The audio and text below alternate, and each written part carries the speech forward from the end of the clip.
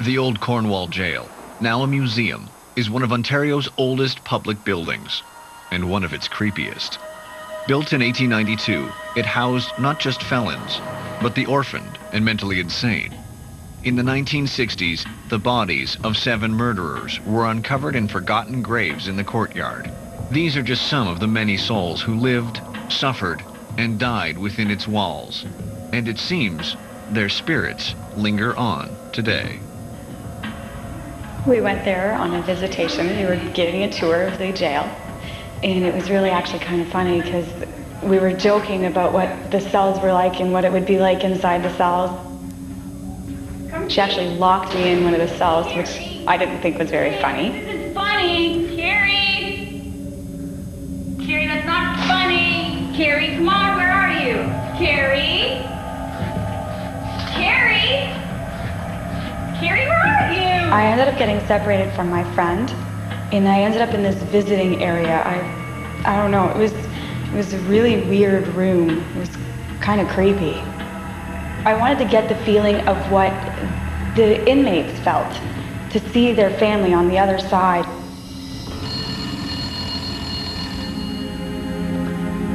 The phone rings, and I answered it, but there was a dead silence on the phone. And I heard my name called, so I turned and looked. There wasn't anybody there either. And then I heard my name again, but louder and more urgent. So I turned and looked, and again, nobody there. Then I felt a really, really cold hand just swipe across the back of my neck. It creeped me out so bad, I took off running. I was so freaked out. Then I stopped, and I turned around, and there was this man sitting on the stool. He had dark hair, and his eyes were very beady, and he was staring at me. He was staring at me as if he really knew me. There are 3 phones in the guard's office. One leads to the police station, one to the fire station, and one directly out to the exercise yard. They've all been disconnected. I personally have been out in the exercise yard on 2 occasions with groups of people, and the phone has rang more than once. So, curious, I walked over to pick it up, and there was a buzzing sound in it. Hung it up, picked it up again, and it was dead.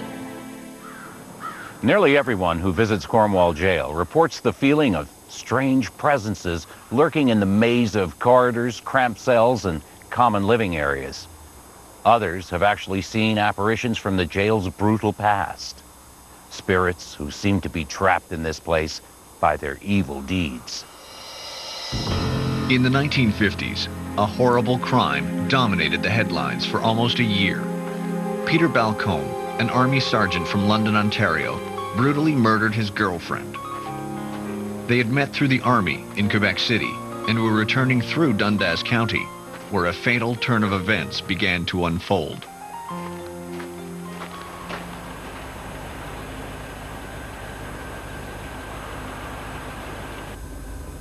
Marie-Anne Carrière was a former girlfriend. The two had just recently started dating again, but evidently, on this date, something went horribly wrong. The couple argued, and Marie-Anne left the car and started walking to the nearest town. Balcombe followed her and beat her to within an inch of her life, then pulled out a knife and finished her off, leaving her body to rot in a rural ditch.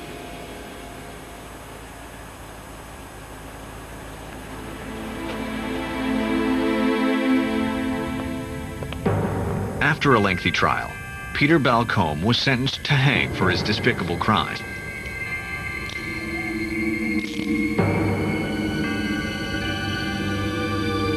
He was the last person to take the somber path to death at Cornwall Jail.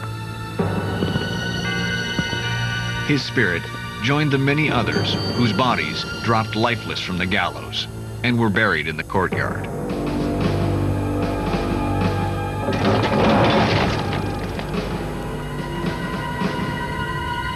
The kitchen area is quite an interesting area because during the renovations to build that region, The excavators found 2 underground dungeons, if you wish to call them that. They were certainly very small, square rooms, no windows, no way to get into them other than to drop someone from above, sort of dropping them into a hole in the ground. There was no record of them ever existing in the jail, and we could find no one who knew of them or had any knowledge of them. But yet there they were, they existed, and just by their sheer existence we could tell that they must have been used in the earlier days as some sort of a solitary confinement or a major punishment for any of the inmates. The Cornwall Jail was actually built in 1833, 1834, was opened in 1834. In the early days, it served as an insane asylum to a point, because there were many people who would bring children that they could no longer take care of who were mentally ill and leave them with the jail keeper to spend the rest of their days here. During the late 1870s, a man by the name of Jim Sutherland was convicted of petty larceny and sent to Cornwall Jail. What he stole was never recorded, but his punishment was clearly documented. He was to endure a severe whipping for a period of an hour with the use of fine cord until his body be bloody.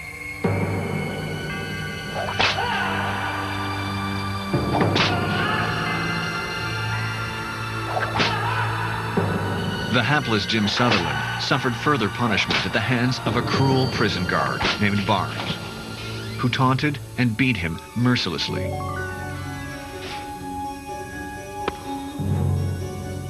Sutherland would go missing for days, to show up more bruised and beaten and even more withdrawn.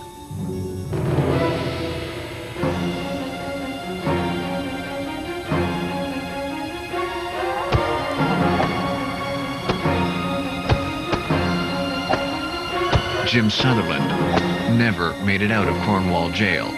He died alone, in solitary confinement.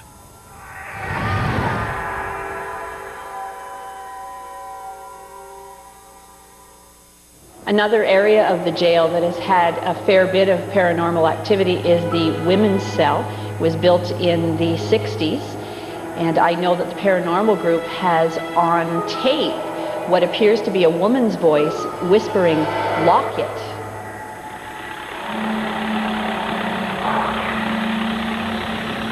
Another area that has seen a fair bit of activity is the general population area. There was cells for 10 people up there, but in the last number of years there were oftentimes double that number of prisoners up there, so it was very crowded. And reports are that there was a fair bit of violence up there. So there seems to be a lot of paranormal activity up there. We've had doors opening and closing, and that's where oftentimes the lights are on when we've turned. Another area of significant activity is the courtroom, a place where an individual's fate was decided.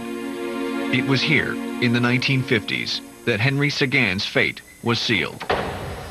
Henry Sagan had a long list of previous convictions, but in 1954, his life of crime came to an end.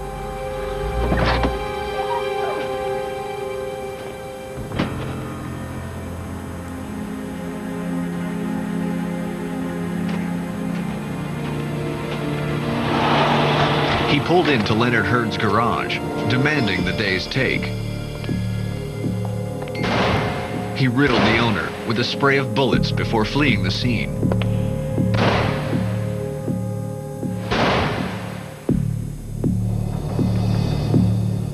On the day of his execution, Henry Sagan sought the consolation of Father Rudolph Villeneuve.